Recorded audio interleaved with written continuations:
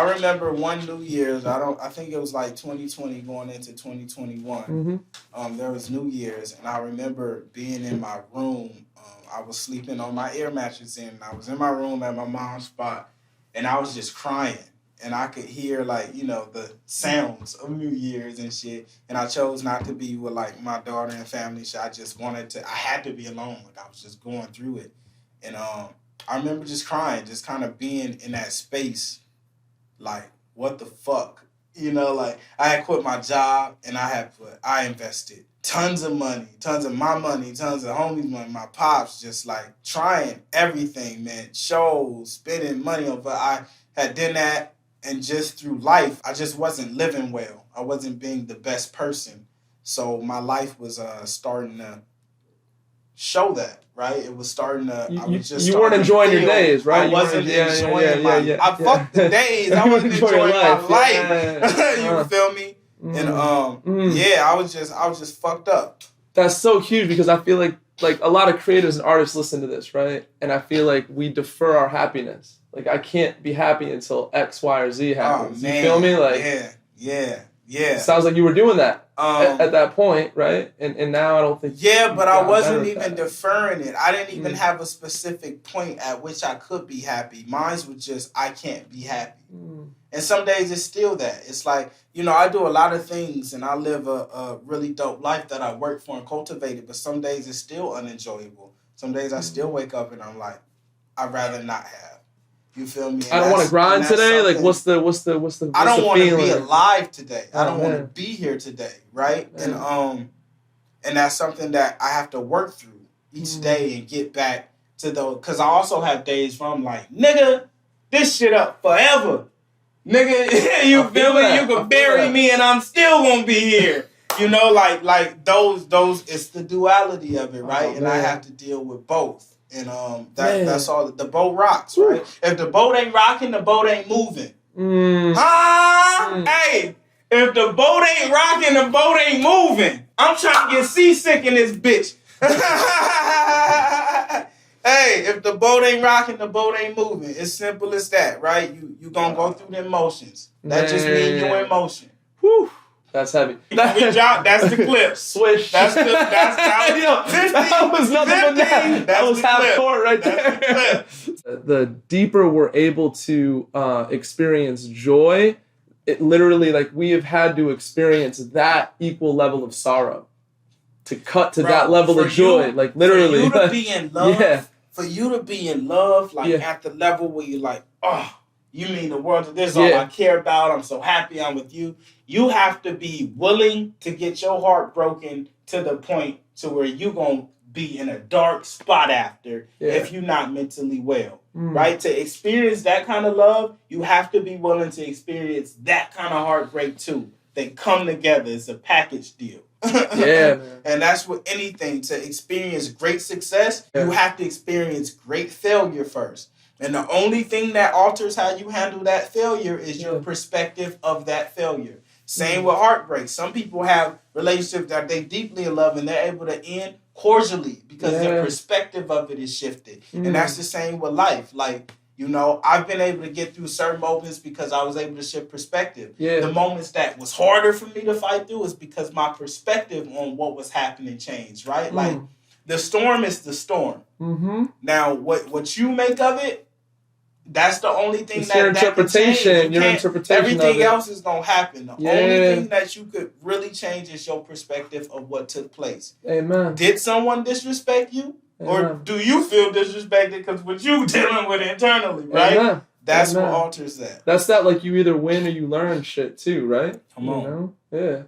You know, it takes a special individual to be able to keep picking yourself up, bro. Definitely. You know what I'm saying? Because most people can't pick themselves up for that. You know, some people get knocked down, like you said earlier. Somebody lost a relationship and 5 years ago and sometimes people can't pick them. There's been times I didn't pick myself up.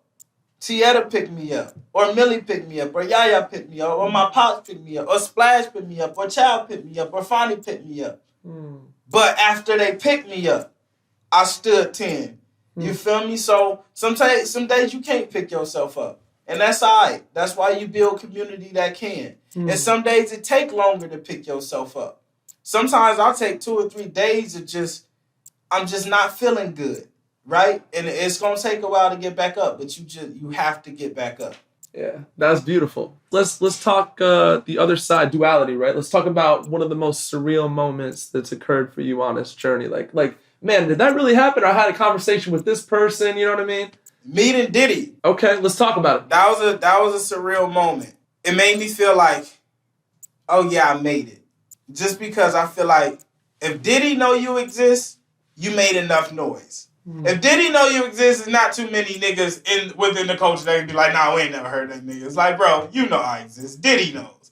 You feel me? And that, not to say like he's any specific thing, but it's like Diddy and Hov is Diddy and Hov. In this culture, like, them the niggas who did it. Maybe Ye. And if they... But yes, Ye for sure. And Ye knows. Ye for sure. But I mean, like, Diddy and Hov was before, like, they were the ones, right? It was Bad Boy and Rockefeller, nigga. Right. You feel me? So, like, to me, that was just like a...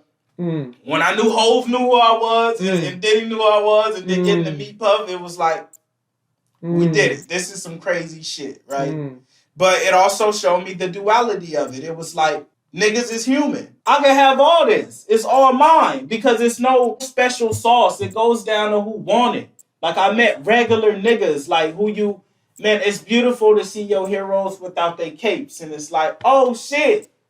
I could do all that too. Like, if you want it, you can have it. Just put the 10,000 shots in. Man, once you take the magic out and you realize like niggas ain't had no magical potion and this all they had was work ethic and niggas wanted it more than everybody else, it just unveils everything. And it's just like, it's a beautiful thing when you can meet you. Some niggas you meet and they feel mythical or mystic. It's like, damn, that nigga different. I don't know if I don't know. It doesn't feel obtainable.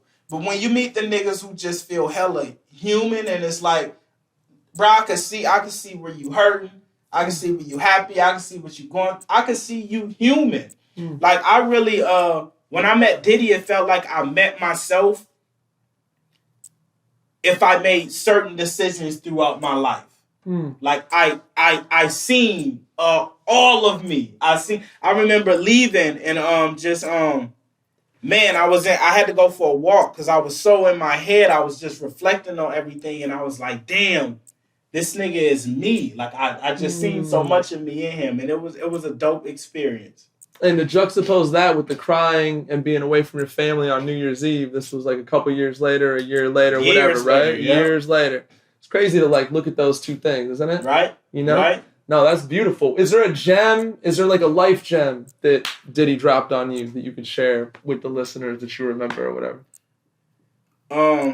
We was walking to the studio and I was like, what do you want?